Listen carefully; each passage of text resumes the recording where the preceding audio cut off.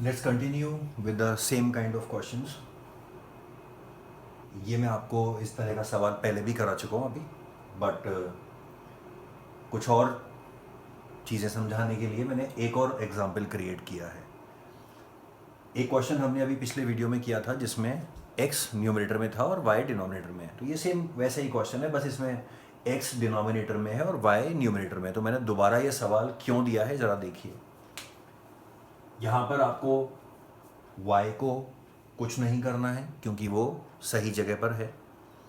x आपका denominator में है, तो आपको समझाने के लिए मैंने नीचे यहाँ पे 2x और 3x लिया है। मैंने आपको पिछले वाले क्वेश्चंस में बताया था कि जो दोनों केसेस हैं लीनियर इक्वेशन के वो हमेशा एक जैसे होते हैं। अब कुछ बच्चे कहते हैं कि सर यहाँ पर तो डिफरेंट है, 2x है और 3x है। तो बच्चों बेसिकली ये 2x के साथ में और 3x के साथ में इनटू में लिखा हुआ है।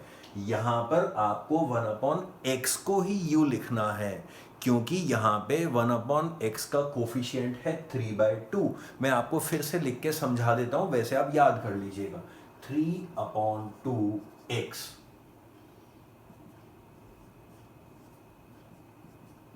क्या ये नहीं होता है? 3 1 3 and 2 into x is x। तो मैं अगर 1/x को सब्सटीट्यूट कर रहा हूं u लगा के, तो वो बन जाएगा 3/2u। और ये बात मैंने आपको पहले भी समझाई थी कि अगर आप किसी भी चीज को सब्सटीट्यूट कर रहे हैं तो उसके अलावा आप किसी भी कोफिशिएंट को अगर छेड़ेंगे तो आपका आंसर कभी भी सही नहीं आएगा। सिर्फ उन्हीं गलतियों से आपको बचाने के लिए मैं ये वाला क्वेश्चन आपको करके दिखा रहा हूं। देखिए, तो यहां पर मैंने लिखा put 1/x is equals to u. यहां पे जो जैसा था मैंने रहने दिया, सिर्फ मैंने 1/x को हटाया। तो ऊपर 3 है तो मेरा 3 ही लिखा हुआ है, नीचे 2 है तो 2 लिखा हुआ है। 1/x की जगह मुझे u लिखना था तो मैंने लिख दिया। y का मुझे कुछ करना नहीं है, तो ये बन गई मेरी पहली लीनियर इक्वेशन। दूसरी वाली, मैंने 1/x को u लिखना है तो लिख दिया और नीचे बचा 3। तो चाहे आप 3 लिख लें या 1/3 लिख लें, उससे कोई फर्क नहीं पड़ा। मैंने किसी चीज को नहीं छेड़ा, सिर्फ नीचे से x को हटा के ऊपर u लगा दिया। y को मुझे कुछ करना ही नहीं है, so it is 2/3। y is equals to 4। ये बन गया मेरा normal set of linear equations. अब फ्रैक्शंस, कोफिशिएंट्स जो है वो फ्रैक्शंस में उनका क्या करना है मैं आपको बार बार बता रहा हूं। इनसे हमारे क्वेश्चन पे कोई फर्क नहीं पड़ता। अगर आप एलसीएम लेके इसको फिनिश कर देते हैं तो उसके बाद में आपका सॉल्यूशन आराम से आ जाता है। आगे मैं यहाँ पर कुछ भी करके नहीं दिखाऊंगा। आप पहले एलसीएम लें, 2 और 1 का एलसीएम 2 आ जाएगा, 2 7 14 हो जाएगा। ये सब मैं आपको पहले भी कई बार समझा चुका हूँ। यहाँ पर दोनों का एलसीएम 3 आ जाएगा, वहाँ जाके 3 4 12 हो जाएगा। आपको एक पेयर ऑफ लीनियर इक्वेशन मिल जाएगा और उस लीनियर इक्वेशन में आपको मिलेगा u और y। आप उसको सॉल्व करेंगे, आपको वैल्यू किसकी मिलेगी? u की और y की। आपको वैल्यू किसकी चाहिए? x की और y की। तो आप y की वैल्यू जो आ चुकी है उसको कुछ नहीं करेंगे, वो आपका फाइनल आंसर है। सिर्फ आप किसको चेंज करेंगे? u को। u की जगह पर आप क्या पुट कर देंगे? 1/x और लास्ट में जाके उसका रेसिप्रोकल कर देंगे। ये सब मैं आपको ऑलरेडी समझा चुका हूं। Now this is different, a little bit different question है वही। अब यहां पर आप देखिए कि दोनों के डिनोमिनेटर में x-1 लिखा है। यहां पर आप देखिए दोनों के ही डिनोमिनेटर में 1/y-2 लिखा है और दोनों ही इक्वेशंस सेम कंडीशन की हैं। तो यहां पर आप 1/x को u नहीं लेंगे, यहां पर आप पूरा 1/x-1 है उसको u लेंगे और 1/y-2 को भी आप v लेंगे। और ये दो क्वेश्चंस बेस्ट एग्जाम्पल है आपके सामने समझने के लिए। अगर नीचे डिनोमिनेटर में बच्चों x के साथ में इंटू 2 लिखा है तो उससे कोई फर्क नहीं पड़ता है। आप सिर्फ 1/x को u लेके अपना काम चला सकते हैं, 2 रह जाएगा। लेकिन अगर x और y के साथ में चीजें प्लस या माइनस में लिखी हैं तो आप उनको सेपरेट नहीं कर सकते हैं, आपको उस पूरी क्वांटिटी को एक साथ लेना पड़ेगा।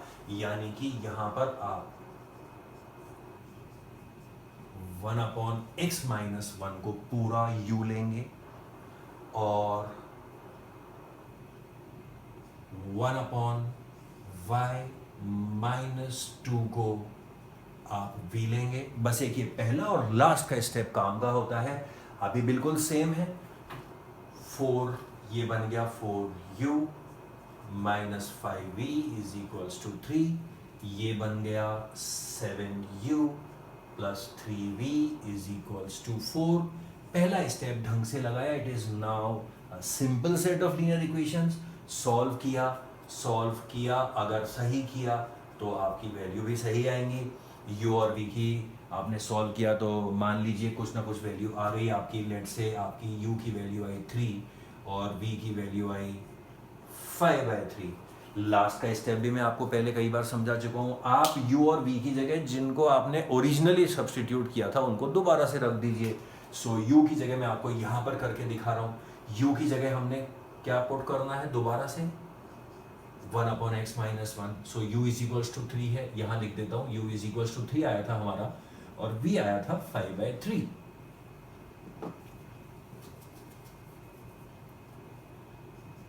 u आया था आपका 3 और v आया था 5/3।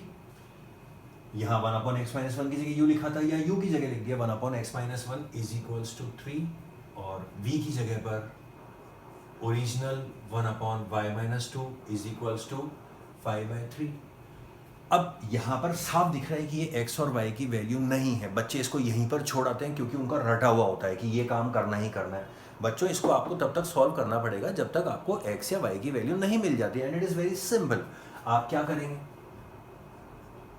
आप यूजुअली क्या करते हैं x-1 इंटू 3 1 इंटू 1 तो भी इक्वेशन बन जाएगी। आप दोनों को रेसिप्रोकल कर दीजिए तो भी इक्वेशन बन जाएगी। दोनों में से आपको जो अच्छा लगता है वो कीजिए। मैं दोनों का रेसिप्रोकल कर रहा हूं। x-1/1 is equals to 1/3। x को निकालने के लिए क्या करना है, x is equals to 1/3 plus 1।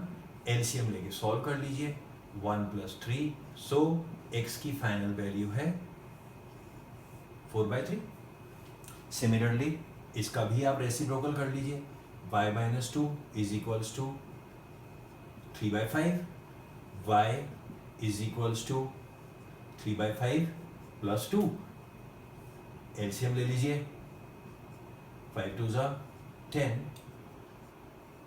13/5। So y is equals to 13/5।